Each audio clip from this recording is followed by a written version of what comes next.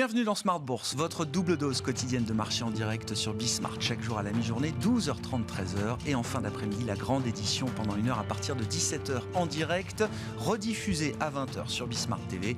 Émission que vous retrouvez chaque jour en replay sur bismart.fr et en podcast sur l'ensemble de vos plateformes. Au sommaire de cette édition de la mi-journée, des mouvements sauvages sur les marchés depuis quelques heures. La séance qu'on a vécue hier à Wall Street est une nouvelle séance, j'ai envie de dire, pour les livres d'histoire, avec un renversement de tendance spectaculaire qu'on n'a jamais vu depuis des dizaines d'années, en tout cas selon les données compilées par Bloomberg. Le S&P 500 a baissé de 2,5% avant de se retourner et de gagner plus de 2,5% à la clôture.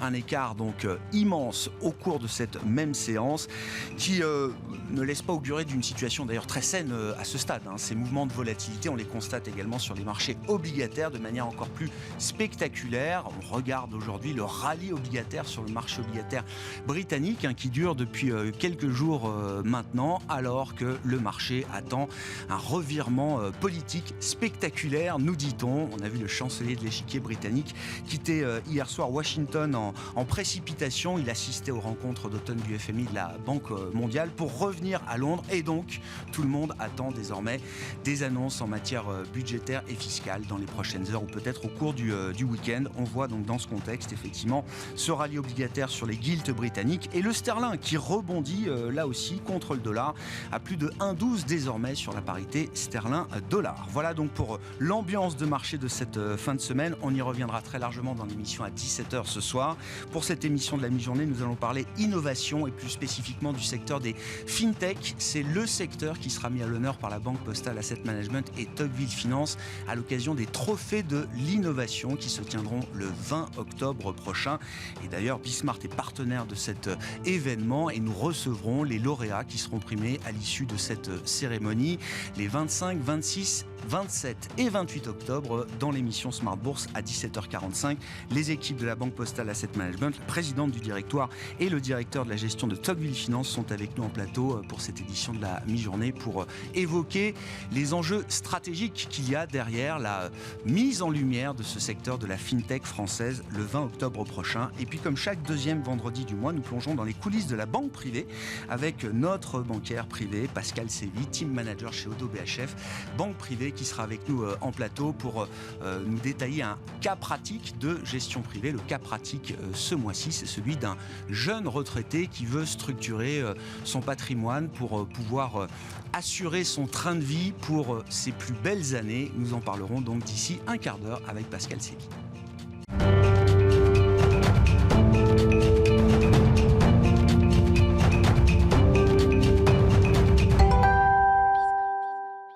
Mais d'abord, l'innovation et ces trophées de l'innovation qui sont initiés par la Banque Postale Asset Management et sa filiale de gestion d'actifs Tocqueville Finance. Nous en parlons avec la présidente du directoire de la Banque Postale Asset Management, Emmanuel Mouret, avec nous en plateau. Emmanuel, bonjour. Bonjour. Merci beaucoup d'être là. Et Michel Saunier, qu'on retrouve à vos côtés, qui est le directeur des investissements de Tocqueville Finance. Bonjour Michel. Bonjour Grégoire. Merci beaucoup d'être là, habitué de l'émission pour venir parler marché. Mais parlons effectivement de l'innovation et des enjeux stratégiques qu'il y a pour une société de gestion d'actifs derrière l'innovation et notamment le secteur des fintech, qui est le secteur que vous avez choisi de mettre en avant pour cette première édition des trophées de l'innovation. Emmanuel, expliquez-nous un peu la genèse qui amène la Banque Postale Asset Management à initier ces trophées de l'innovation. Pourquoi le secteur de la fintech en particulier? Pourquoi est-ce que vous avez voulu mettre la lumière sur l'innovation et la fintech française ce mois-ci? Oui, alors avant de vous parler de la genèse, je vais vous dire quelques mots sur qui nous sommes, ça vous expliquera la genèse. Donc LBPM et Tocqueville Finance, c'est un gérant d'actifs, c'est 55 milliards d'encours sous gestion, dont 20 milliards sur les marchés actions. Ça veut dire que notre job, c'est d'identifier les champions de demain. LBPAM, c'est aussi un acteur qui est très innovant dans tous les secteurs de la tech. On investit sur des thèmes Francis Bacq, les fonds Tibi ou la santé, qui promeuvent la souveraineté. Mais on appartient aussi à la Banque Postale et au grand pôle financier public. Et ça, c'est un ADN actionnarial important autour de 3 thèmes. Le premier, c'est la mise en avant des territoires. Le deuxième, c'est la mission d'accompagnement du développement des entreprises en France. Et le troisième, c'est la recherche constante d'innovation sur toute la chaîne. Et puis, j'ajoute à ça le fait qu'LBPAM est un acteur très engagé, puisque nous, de façon ambitieuse et exigeante, on s'est dit qu'on serait 100% ISR. Donc du coup, pour en venir au FinTech, on a besoin d'un écosystème qui nous aide à gérer tout ça. Et c'est pour ça qu'on a lancé les trophées de l'innovation. Ouais. Stratégiquement, qu'est-ce qui vous intéresse dans le secteur de la FinTech en particulier, puisque c'est bien ce secteur-là que vous voulez mettre en lumière à l'occasion de cette première édition, Emmanuel Mouret. Et notamment quand on est une société de gestion d'actifs, filiale, comme vous l'avez dit, d'un groupe bancaire, j'imagine qu'on a des intérêts stratégiques importants à regarder, à comprendre et à travailler avec ce secteur de la FinTech. Oui, tout à fait. Alors, si je parle des secteurs qui nous importent, mais qui importent à toute l'industrie de l'asset management, je crois au sens large, je peux vous en identifier 3. Quand on est un acteur ISR comme nous, on a un sujet, c'est la data extra-financière. Et là, sur la data extra-financière, on parle d'une data qui est non structurée, qui n'est pas homogène, et il n'y a pas un seul fournisseur de données qui est capable de nous la pousser. Et c'est certain que les fintechs avec des algorithmes sémantiques de compréhension du langage naturel, ça vient de notre secours. Et en l'occurrence, on travaille déjà beaucoup avec elles. Donc ça, la data, c'est un premier sujet. L'accès à la donnée, déjà. L'accès à la donnée, la structuration de la donnée, la capacité à l'injecter avec d'autres fournisseurs de données dans des outils quantitatifs qui nous permettent, nous, de scorer les 10 000 émetteurs qu'on a dans nos bases de données. Donc c'est vraiment un enjeu, la data essentielle. Le deuxième, pour notre métier, je crois que c'est la digitalisation. Alors, moi, j'adore mon industrie, je suis une grande défenseur de l'industrie, mais franchement, force est de constater que le parcours client digital est peut-être pas à la hauteur de ce qu'on peut trouver dans d'autres industries. Et en plus, c'est un problème pour nous, parce que la matière qu'on traite, elle est complexe, elle est aride, c'est la finance, c'est la gestion d'actifs, c'est la finance durable. Et les fintechs, elles vont nous aider à démocratiser, elles vont nous aider à expliquer avec de la gamification, avec des apps attractives. Et moi, je compte sur les fintechs pour cet exercice. Oui, il y a un enjeu d'éducation même derrière la technologie et la digitalisation. D'éducation, et ça passe par l'attractivité. Et le sujet est aride, donc il faut que les personnes aient envie de le comprendre. Ouais. Et pour ça, il faut qu'on les aide un peu. Et les fintechs, elles sont là pour ça, vraiment. En tout cas, je compte sur elles. Comment est-ce que vous collaborez avec cet écosystème, Emmanuel ? Vous avez envie de laisser les fintechs faire leur travail et venir collaborer avec elles, j'allais dire, de manière gagnante-gagnante. Vous avez envie de les avoir chez vous, à l'intérieur, d'être un acheteur naturel de fintech et de les intégrer dans la culture de l'entreprise LBPAM ? Mais je crois que c'est un peu des deux. Par certains côtés, on est déjà une fintech. Pourquoi ? Parce qu'on a déjà intégré des processus qui nous viennent de fintech dans nos process de gestion quotidien. Donc ça a été fait, par exemple, précisément sur la data extra-financière. C'est une fintech qui nous aide à intégrer les datas de 12 fournisseurs de données différentes, c'est de la data non structurée, pour que ça arrive dans cet outil de notation. Donc ça, c'est déjà nativement au sein de l'entreprise. Mais au-delà de ça, on est aussi un investisseur et un partenaire potentiel avec des fintechs à l'extérieur. Donc là, je crois que tous les modèles sont possibles. Ouais.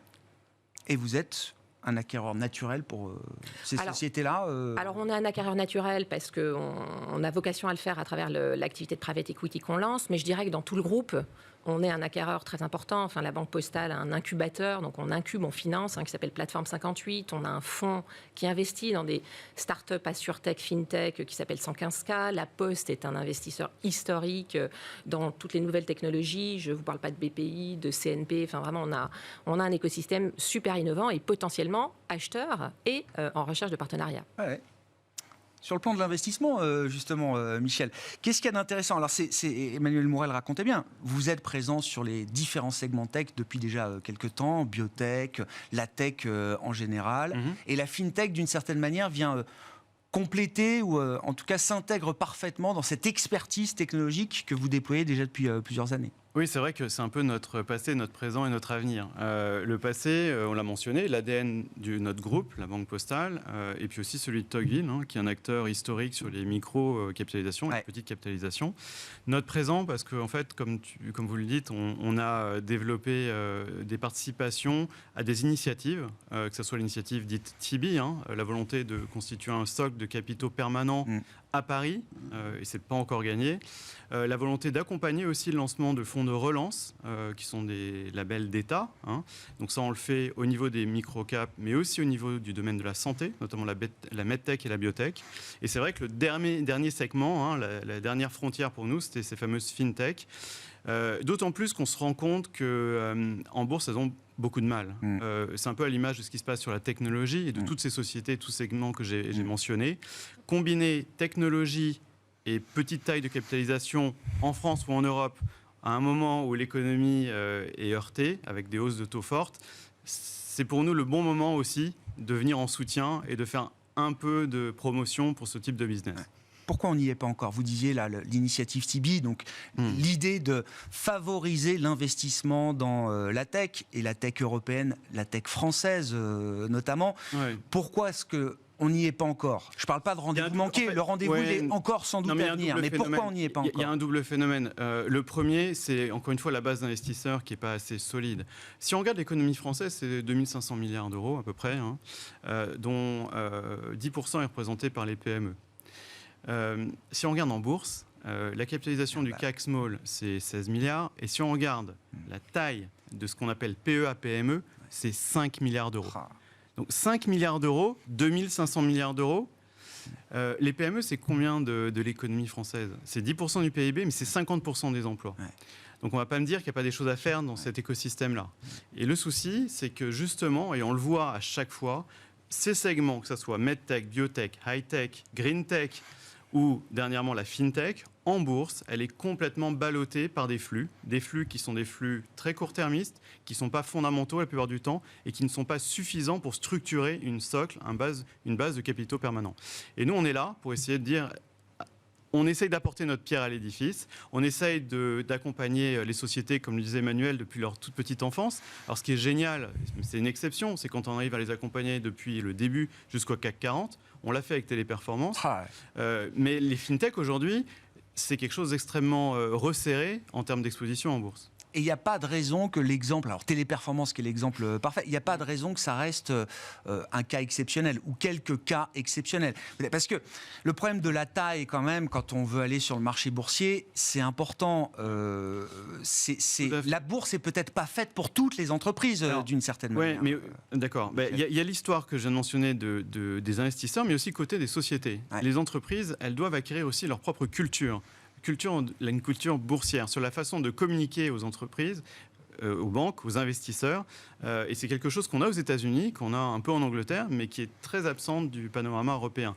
Apprendre à dire les choses, à préparer les investisseurs à des annonces boursières, ça c'est quelque chose sur lequel aussi on essaie de s'engager pour essayer de les éduquer, au moins les former sur ce genre d'exercice. Et juste, alors sans dévoiler évidemment, la cérémonie se déroule le 20 octobre et donc les trophées seront révélés à ce moment-là et je rappelle que les candidats viendront tous la semaine suivante dans Smart Bourse pour nous expliquer leurs ambitions. Mais le jury a déjà délibéré. Vous avez trouvé que les jeunes qui sont venus pitcher devant vous, Emmanuel Mouret, ils sont à la hauteur de ce que vous attendez, vous, en tant qu'investisseur notamment? Non, je vais le dire différemment. On a été bluffés. 700 fintech avaient été identifiés. 60 ont rempli un dossier hyper complet. Franchement, il fallait vouloir participer à ce trophée et gagner pour remplir le dossier. 20 ont été présélectionnés, 11 ont été interviewés. Et objectivement, ça a été compliqué. Les débats ne sont pas simples. Il y a un niveau de qualité sur ces fintech qui est vraiment remarquable. Enfin, je ne peux pas et je ne souhaite pas vous dévoiler trop, mais rendez-vous le 20 octobre, vous ne serez pas déçus. Et ils savent parler aux investisseurs Pas encore. Pas encore. Il va falloir. D'accord. Non mais après, ne nous méprenons pas non plus. C'est un peu comme nos discussions sur la transition énergétique. C'est exactement la même chose. Si on veut créer un écosystème français, c'est aussi une dimension politique qu'il faut avoir.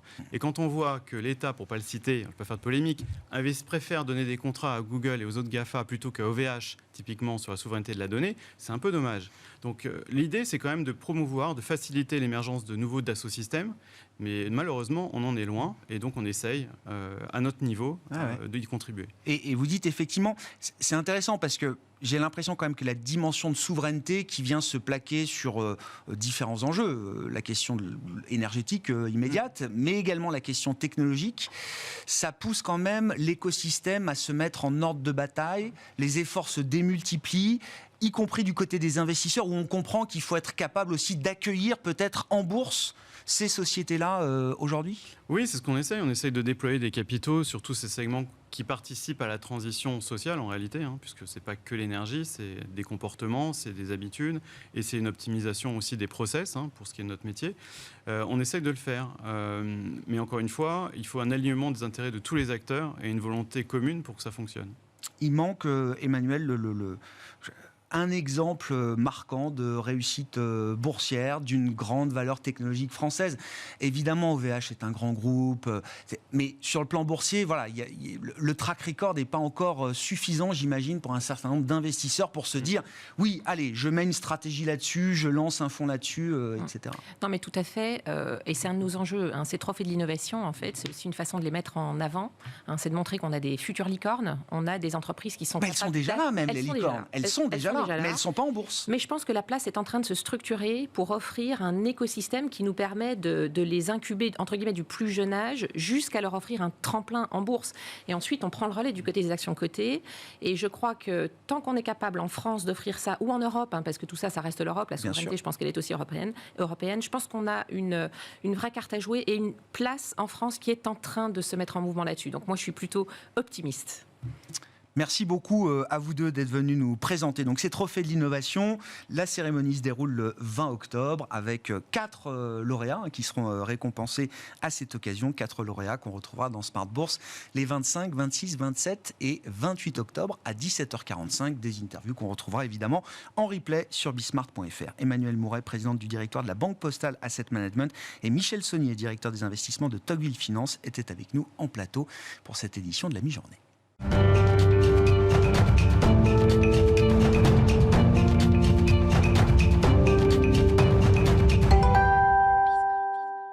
Et je me tourne maintenant vers Pascal Sévy, à nos côtés, comme une fois par mois le vendredi, team manager chez ODDO BHF Banque Privée.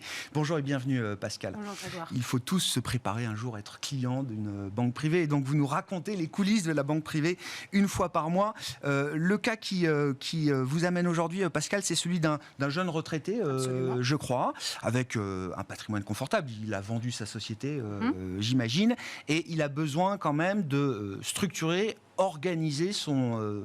train de vie, ou en tout cas de maintenir son train de vie sur la base du patrimoine qu'il vous a confié. De quoi parle-t-on précisément dans ce cas pratique aujourd'hui, Pascal ? On parle d'un monsieur qui a à peu près 2 millions d'euros de patrimoine à nous confier et il a besoin de 4 000 euros par mois pour compléter son train de vie. Donc c'est des proportions qui nous semblent raisonnables. Raisonnable, oui. Et ce qui l'intéresse, c'est de se dire j'ai un patrimoine, je veux le mettre au travail pour pouvoir récupérer ce complément de train de vie. 4 000 euros par mois, c'est net, brut. Déjà, c'est première question. C'est justement un peu toute la difficulté de l'exercice. Parce que lui, ce qu'il veut, c'est 48 000 euros net. Quand on parle de net, on parle de quoi ? On parle net des frais bancaires qui sont inhérents à la gestion de son patrimoine. Et on parle bien sûr aussi net de fiscalité, puisque vous le savez, quand on met son patrimoine au travail, on est fiscalisé, je dirais, quel que soit l'investissement qu'on fait, quelle que soit la classe d'actifs. Donc nous, pour lui dégager ce rendement-là, on doit tenir compte évidemment de ces deux éléments. Bon, pour ces 48 000 euros nets par an, effectivement, il demande quand même une préservation de son patrimoine, j'imagine. Il ne veut pas entamer son capital et son patrimoine. Exactement. En fait, lui, ce qu'il nous dit, c'est j'ai 2 millions d'euros, je voudrais quand même les transmettre à terme. En gros, débrouillez-vous pour me dégager suffisamment de rendement de ce patrimoine en question pour que je puisse ne pas l'éroder du tout. Et à terme, en gros, le contrat, c'est vous me rendez mes 2 millions d'euros. À terme, en fait, c'est au moment de son décès. Donc voilà l'exercice, la feuille de route qui nous est confiée. Quand on parle de rendement, on parle de quoi précisément, justement, entre le rendement global, la performance, les plus-values ? La performance, ça va être le gain total de l'investissement. Donc il peut y avoir 2 composantes. Il y a l'appréciation du capital, ce qu'on appelle justement la plus-value. Et ensuite, il y a éventuellement la composante rendement. Donc ça vient de quoi ? D'un coupon ou d'un dividende qui serait versé en plus. Donc la performance totale, en fait, ça va être la somme de ces 2 éléments. Et on entend souvent le terme de plus-value ou moins-value latente. Donc latent, ça veut dire que ce n'est pas réalisé. Donc on dit souvent on n'a pas perdu tant qu'on n'a pas vendu, mais on n'a pas gagné non plus. Non. Tant qu'on n'a pas réalisé sa plus-value. Donc souvent, en fait, ça s'incrémente dans le temps, ça crée de la plus-value latente. Mais le gain total, c'est vraiment les 2 composantes, donc l'appréciation et éventuellement coupon ou dividende. Où est-ce qu'on trouve du rendement dans les actifs financiers, Pascal ? Alors, le monde a un petit peu changé. Donc aujourd'hui, on a quand même plusieurs classes d'actifs qui nous permettent d'obtenir du rendement. naturellement, on va penser aux actions qui peuvent verser du dividende. Ce n'est pas une obligation. Il n'y a rien qui oblige une entreprise à en verser. Pourquoi elles en versent ? Quand elles ont de l'excédent de trésorerie, ça fidélise des actionnaires ou ça permet d'en attirer des nouveaux. Pour vous donner un ordre d'idée, les dividendes, ça va aller entre 0 et 12% à peu près. La moyenne du CAC est plutôt à 3, donc vous avez quand même une palette assez large. On peut avoir du dividende quand on achète donc des actions en direct, certaines actions. Quand on achète certains fonds ou trackers, à condition de prendre la version qui distribue, parce que celle qui capitalise va les réinvestir en fait. Et puis pour les grands fans de dividendes, il y a un concept que j'adore qui nous vient des États-Unis, on appelle ça les aristocrates. Là en fait ce sont des valeurs qui, au moins pendant 25 ans, il y a une certaine taille, mais au moins pendant 25 ans, n'ont jamais cessé de verser du dividende et ne l'ont jamais baissé.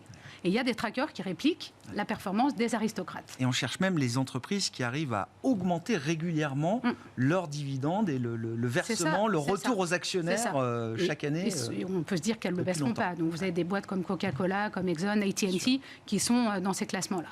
Donc ça, c'était pour la par action. Marché action. Les obligations, alors à moins d'avoir, il y a un concept d'obligation qui s'appelle zéro coupon, qui ne verse pas d'intérêt en cours de vie, mais la plupart des obligations vont vous verser des coupons en cours de vie de l'obligation que vous touchez. Donc là, pareil, ça vous apporte en fait un rendement régulier. Il faut faire attention à ce qu'on choisit, évidemment, bien comprendre, mais ça apporte un rendement. Et là, le monde a quand même considérablement changé de ce point de vue-là depuis un an. Je pense que j'en aurais même pas parlé il y a quelques mois. Oui, c'est ça.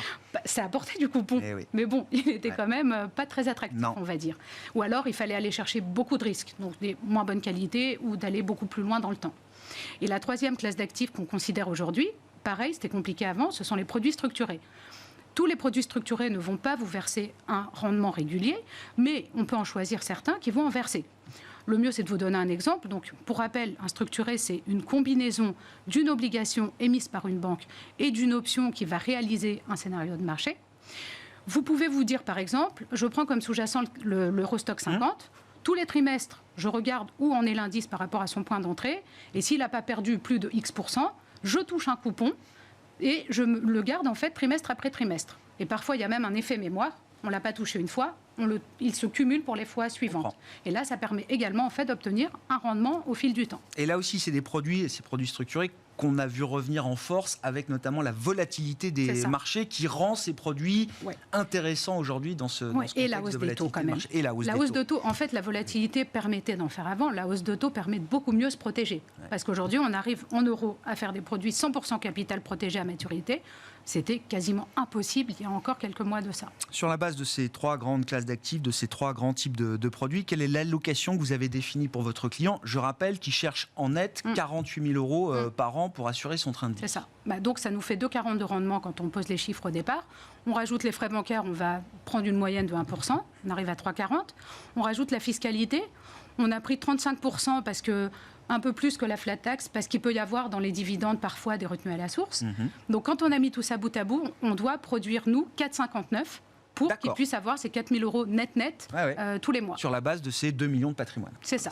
Maintenant, une fois qu'on a dit ça, nous, notre métier, c'est de dire, vous voulez ça, mais comment on fait, nous, dans ce contexte de marché compliqué, pour arriver à produire ça ? Le travail du banquier, c'est toujours de réconcilier le cahier des charges du client et le contexte de marché. Bon, là, en l'occurrence, justement, on y arrive, puisque, on l'a dit il y a quelques mois, en gros, il n'y a que les actions qui auraient pu nous permettre de vraiment dégager ce rendement. Aujourd'hui, au contraire, on va aller privilégier déjà les obligations. Donc, on a mis 40% en fait dans la classe d'actifs obligataires. Là, qu'est-ce qu'on fait ? On achète des obligations d'entreprise de bonne qualité, avec des maturités qui sont relativement courtes. Ce qu'on vise là, c'est un coupon moyen de 4% sur cette poche-là. La deuxième classe d'actifs qu'on a choisie, donc produits structurés, on fait tout un mix de produits. On diversifie les sous-jacents, les maturités, les émetteurs. Donc là-dessus, on vise un peu plus, plutôt 6% de coupons. Moyen, toujours sur le portefeuille. Et sur les actions, on n'en met à ce jour que 25%. On cherche des actions qui vont produire du dividende, autour de 5% en moyenne sur notre portefeuille. Donc on va aller voir des titres comme AXA, Total, Veolia. Mais nous, on ne perd jamais de vue nos critères quand on choisit des titres. Donc c'est peu d'endettement, une croissance visible, des entreprises bien gérées, idéalement du pricing power. On sait à quel point c'est important en période inflationniste. Et avec tout ça, on lui constitue un portefeuille. Alors, le rendement espéré sur ce portefeuille, on est à 4,95. Donc, d'accord, un peu plus que les 4,59. Voilà, c'est exactement ça. Et c'est uniquement une stratégie de rendement ou est-ce qu'on peut imaginez dans cette allocation, dans cette stratégie, qu'il y ait aussi un peu de gains en capital qui viennent peut-être renforcer la stratégie. L'avantage du rendement, il n'est pas certain dans le temps, mais il est à peu près connu à l'avance, Oui. parce qu'on sait à peu près combien va verser une action en dividende. De la visibilité. C'est ça, quand on achète notre structuré, si on a pris des niveaux qui ne sont pas très agressifs, a priori ça va se réaliser, sur les obligations aussi. Et dans un contexte de marché aussi mouvant, on préfère nous assurer déjà sur la composante rendement. J'entends. Pour nous, la plus-value, elle va être plutôt dans le temps. Donc ce qu'on se dit, c'est qu'on va regarder comment le portefeuille s'apprécie, on essaye de bien capter les points d'entrée et on essaye de le faire en sorte qu'il s'apprécie dans le temps. Parce que les années où on aura moins de rendement, ce qui est tout à fait possible, si les taux se mettent à rebaisser, on aura moins d'opportunités pour faire du rendement. On compensera là avec de la plus-value qu'on ira donc réaliser cette fois dans son patrimoine pour pouvoir sortir nos 4,59. Si, pour plein de raisons possibles, le rendement espéré n'est pas tout de suite au rendez-vous et que les gains au capital ne permettent pas justement de compenser l'absence de rendement éventuellement. Comment ça se passe pour le client que vous gérez, qui lui a besoin de ces 4 000 € par mois quand même pour vivre? On fait les courses à sa place. Ouais. Il y a un service de conciergerie qui s'occupe de lui chez Odo BHF. Vous savez que les banquiers ont toujours une boîte à outils à disposition. Oui, il faut bien prévoir le plan B quand même. Voilà. Non, en fait, on peut toujours proposer de faire du crédit lombard. Donc, pour rappel, le crédit lombard, c'est qu'on prête contre le portefeuille d'actifs financiers en question. C'est un outil qui a été extrêmement utilisé par les banques et par les clients pendant des années parce que c'est souvent indexé sur des taux courts. Donc, souvent le Ribor 3 mois, qui était négatif pendant très longtemps. Donc vous payez, ma foi, la marge de la banque, c'est confortable. Attention quand même, un peu plus de parcimonie, parce qu'aujourd'hui, le Ribor 3 mois, il est à 1,30. Il risque quasiment certainement de continuer d'augmenter parce que c'est aussi lié aux actions de la BCE. Donc ça coûte quand même plus cher d'emprunter. Ouais. Néanmoins, faire un crédit sur une période courte, plutôt que de se désinvestir dans un contexte de marché très défavorable, ça peut être intelligent. Donc en attendant de réaliser ces ventes à un moment un petit peu plus favorable. Merci beaucoup Pascal. Merci d'être venu nous présenter ce cas pratique très instructif et qui peut parler à beaucoup de monde, j'imagine. Pascal Sévy qui était avec nous comme chaque deuxième vendredi du mois dans Smart Bourse à la mi-journée, team manager chez Odo BHF, banque privée. Voilà pour cette édition, on se retrouve à 17h en direct sur Bismart.